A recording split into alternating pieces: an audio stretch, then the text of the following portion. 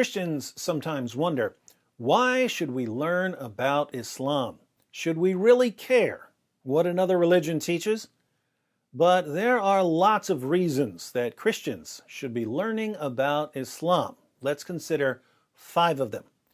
First, numbers. Islam is the second largest religion in history after Christianity.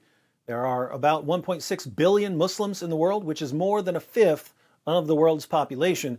And according to many sources, Islam is the fastest growing religion in the world. So Islam is big and it's getting bigger.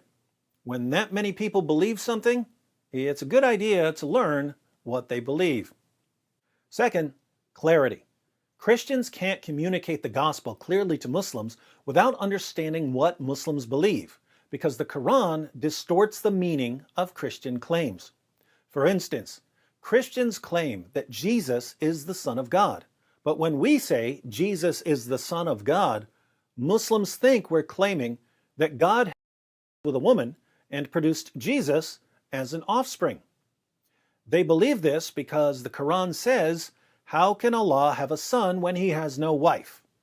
Now, when Christians call Jesus the Son of God, we're not talking about God having sex and producing an offspring. No Christian has ever meant that. But that's what Muslims think we mean, because the Quran says that's what it means to call someone the Son of God. There's a similar problem when it comes to the doctrine of the Trinity. According to the Quran, Christians believe in a Trinity made up of God, Jesus, and Mary.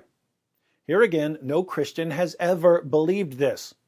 But there are Muslims who think we believe in a Trinity made up of God, Jesus, and Mary because of how the Quran distorts basic Christian doctrines.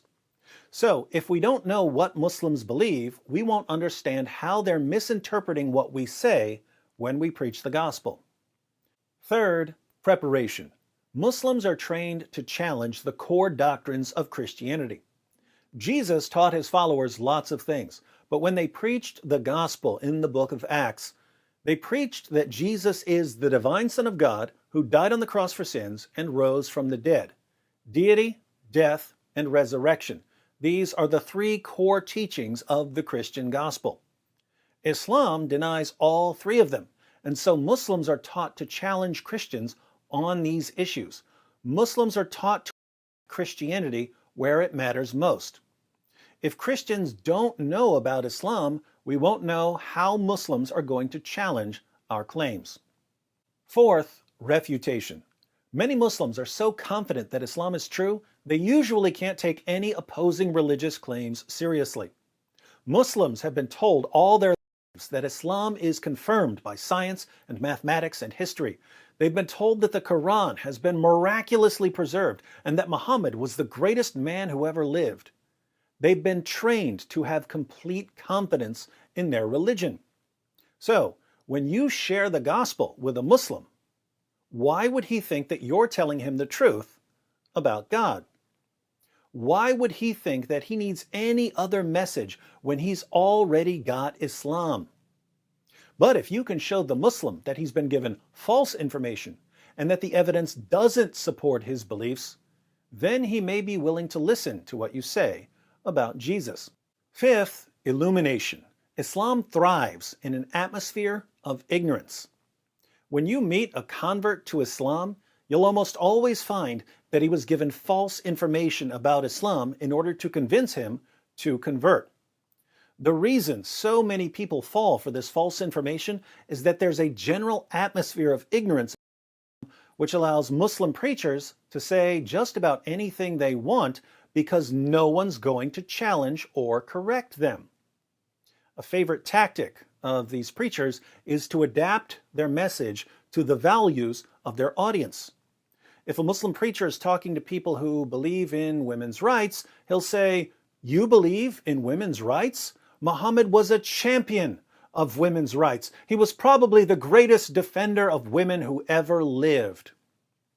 If the preacher is talking to someone who believes in science, he'll say, "The Quran is filled with scientific claims that could only be verified centuries after Muhammad's death. Science proves that Islam is the truth."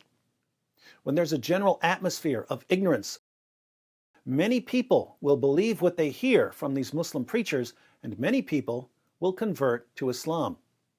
The only way this is going to stop is if the Christian community gets to a point where we know enough about Islam to refute false claims. When a Muslim preacher says, Muhammad was a champion of women's rights, hands need to go up to challenge him and to bring up Quran verses that refute him. So, Islam is already a massive religion and it's growing rapidly.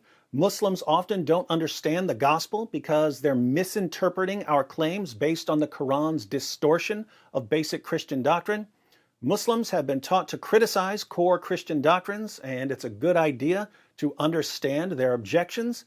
Many Muslims can't take the gospel seriously until their own beliefs have been challenged, and people are converting to Islam due to a general atmosphere of ignorance. All of these are reasons for Christians to read some books and to watch some videos so that the church can respond effectively to the challenge of Islam. Mari ikut Yesus. Mari ke jalan yang benar. Tuhan berkati.